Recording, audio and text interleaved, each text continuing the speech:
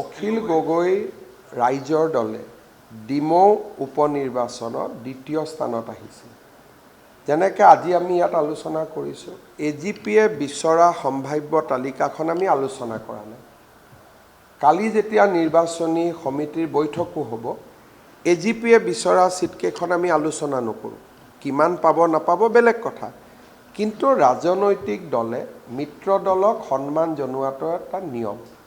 যেনেকৈ 3 দিন আগতে মই হাগ্ৰামা মহিলাৰী ডাঙৰীয়াৰ লগত দীঘলীয়াকৈ বহিছোঁ আৰু এটা চূড়ান্ত সিদ্ধান্তত আহিছোঁ। আমি আজি UPPL দলে যদি ৰাজ্যসভাত মনোনয়ন দিয়ে, আমি সমৰ্থনৰো আশ্বাস দিছোঁ। তৃতীয়তে, ৰাভা হাছং যৌথ মঞ্চৰ লগতো মই এতিয়া ঘৰত তেওঁলোক বহি আছে, আলোচনা কৰিম। আৰু আমাৰ নিৰ্বাচনী বৈঠকৰ পূৰ্বে আমাৰ মিত্ৰ দল সংগঠন সকলোৰে লগত আমি আলোচনা কৰিহে কেণ্ডিডেট দিম। আজি বৰচলাত ৰাইজৰ দলে টিকট বিচাৰি আছিলে, মাহমৰা ডিমৌত ৰাইজৰ দলে টিকট বিচাৰি আছিলে, কিন্তু কংগ্ৰেছ দলে তাত প্ৰাৰ্থী দিছে। কালি হয়তো অখিল গগৈয়ে আত্মসমৰ্পণ কৰিব পাৰে, কিয় অখিল গগৈক শিৱসাগৰ চিটটোত জিকিব লাগে। সেইকাৰণে অখিল গগৈ যে কংগ্ৰেছৰ লগত কাজিয়া কৰিব তাক মই নকওঁ, বাৰ্গেনিং কৰিছে, কিন্তু অখিল গগৈৰ গোটেই ৰাজনৈতিক ভৱিষ্যতটো কিহৰ ওপৰত নিৰ্ভৰ কৰিছে? শিৱসাগৰৰ ওপৰত। গতিকে তেওঁ শিৱসাগৰত কংগ্ৰেছ দলে প্ৰাৰ্থিত্ব দিলে তেওঁ নিজকে দুৰ্বল অনুভৱ কৰিব, আৰু সেইকাৰণে কংগ্ৰেছ দলে তেওঁক ব্লেকমেইলিং কৰি আছে। বাহিৰত অখিল গগৈয়ে কথা বাৰ্তা কোৱা এজন ডাঙৰ নেতা যেন লাগে, কিন্তু বৰ্তমান অখিল গগৈ ব্লেকমেইলিঙৰ চিকাৰ হৈ আছে। আৰু লাষ্টত দেখিব তেওঁ কংগ্ৰেছৰ মতে সকলো এৰি দিব, কাৰণ শিৱসাগৰ চিটটো তেওঁ জিকিবৰ কাৰণে তেওঁৰ নিজৰ সাহস বৰ্তমান নাই।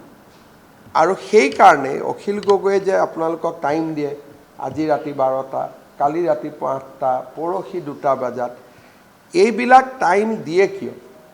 তেওঁ কংগ্ৰেছক ভয় খুৱাব যত্ন কৰে। কংগ্ৰেছেও বুজি পালে যে অখিল গগৈৰ দুৰ্বলতাটো শিৱসাগৰত লুকাই আছে, সেইকাৰণে কংগ্ৰেছেও ব্লেকমেইল কৰি আছে। এতিয়া ৰাইজৰ দলেও কংগ্ৰেছক ভয় খুৱাব খোজে, কংগ্ৰেছেও ৰাইজৰ দলক ভয় খুৱাব খোজে। বৰ্তমান মিত্ৰতাটো হ'ল তেনেকুৱা, আৰু এই মিত্ৰতাটো যদি হয়ও, মই কওঁ 99.9% হ'ব। মোৰ ইমান ভুল হোৱা নাই, 1% মই ৰাখি থৈ দিছোঁ। যদি অখিল গগৈৰ বিবেকত দংশন হয় বেলেগ কথা, কিন্তু তেওঁৰ যে বিবেক আছে এইটো মই নাভাবোঁ। 99.9% অখিল গগৈ আত্মসমৰ্পণ কৰিব। কৰি কি ক'ব? বিজেপি ঘৰুৱা স্বাৰ্থত আমি ত্যাগ কৰিলোঁ। ডাইলগো এইটো দিব যে ফেচিষ্টক ঘৰুৱাৰ কাৰণে আমি ত্যাগ কৰিলোঁ। কিন্তু এই ত্যাগটো কিয় হ'ব? শিৱসাগৰত হৰাজিকাৰ গন্তিত।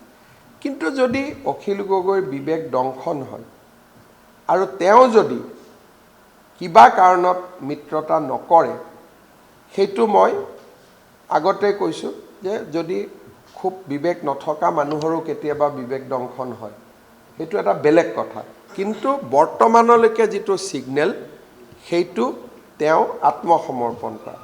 আৰু যোগেন্দ্ৰ যাদৱ বোলা ব্যক্তিজনো যে আহিছে, তেওঁক কোনো কংগ্ৰেছে পঠোৱা নাই, তেওঁক অখিল গগৈয়ে মাতিহে আনিছে।